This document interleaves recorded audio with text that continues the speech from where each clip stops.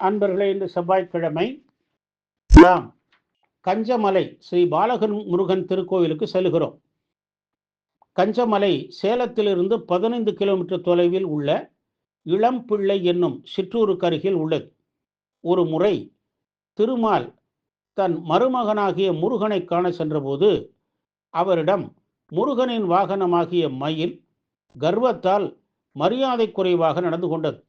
இதனால் கோபமடைந்த முருகன் மயிலை கல்லாகுமாறு சபித்தார். மயில் தன் செயலுக்கு வருந்தி சாப விமோசனம் வேண்டி இங்கு தவம் இருந்தது. அதன் தவத்தை கண்டு மகிழ்ந்த முருகன் சாப விமோசனம் அளித்த தலம்தான் கஞ்சமலை. ஒரு சமயம் ஒரு பக்தர் இந்த கோவிலுக்கு வந்தபோது கோவிலில் தீபம் கூட ஏற்ற வழியின்றி இருந்தது.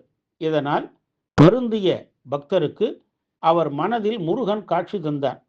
அது கண்டு மயக்கமடைந்தார். பின் மயக்கம் தெளிந்து தன்னை முருகன் ஆட்கொண்டு விட்டதாக எழுதி காட்டிவிட்டு மௌனியாகவே மாறிவிட்டார். அதன் பின் யாரிடமும் அவர் பேசுவதில்லை. அடியார்கள் பலர் இந்த கோவிலை கட்டினார்கள். இந்த கோவில் 1000 ஆண்டுகள் பழமையானது. இம்மலை 250 அடி உயரம் உள்ளது. 101 படிக்கட்டுகள் உள்ளன. இவற்றை கடந்தால் திருக்கோவிலை அடையலாம். மாலாங்கன், இந்திரன், சோமன், பிரம்மன், ருத்ரன், காளாங்கி, கஞ்சமலையானோடு எழுவரும் என் வழியாமே என்று திருமந்திரத்தில் இடம்பெற்ற தலம் இது. கஞ்சமலை சித்தர் பணிந்து போற்றும் பரமகுரு என கந்தகுரு கவசம் கூறுகிறது. அடிவாரத்தில் பாத விநாயகர் சன்னதி உள்ளது. மலை ஏறும்போது இருபுறமும் கல்லிலாகிய யானை சிற்பங்கள் உள்ளன. கல் மண்டபத்தில் மயில் வாகனம் உள்ளது.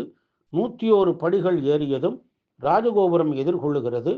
உள்ளே சென்றால் ஐயப்பன் சன்னதி, முருகனிடம் உபதேசம் கேட்கும் சிவன், பிரம்மா, விஷ்ணு, நாரதர் ஆகிய சன்னதிகள் உள்ளன. கருவறை மூலவரின் எதிரில் கொடிமரம், மயில் வாகனம், பலிபீடம் உள்ளன. கோஷ்டத்தில் சுமித்திர சண்டர், தட்சிணாமூர்த்தி, துர்க்கை ஆகியோர் உள்ளனர். கருவறையில் பாலமுருகன் அருள் பாலிக்கிறார். சன்னதி வளாகத்தில் மடைப்புள்ளியும் அன்னதான குடமும் உள்ளன. சஷ்டி, கிருத்திகை, பௌர்ணமி நாட்களில் முருகனுக்கு பாலாபிஷேகம் நடைபெறும். பூமி செழிக்கவும் குழந்தைகள் நலனுக்கும் வேண்டிக் கொண்டு இரும்பு, தங்கம் காணிக்கையாக அளிக்கின்றார்கள். பால்குடம், காவடி எடுக்க போன்ற நேர்த்திக்கடன்கள் இங்கு செய்யப்படுகின்றன. இங்கு வழங்கப்படும் தீர்த்தத்தை அருந்திட நோய்கள் குணமாகும் என்பது ஐதீகம்.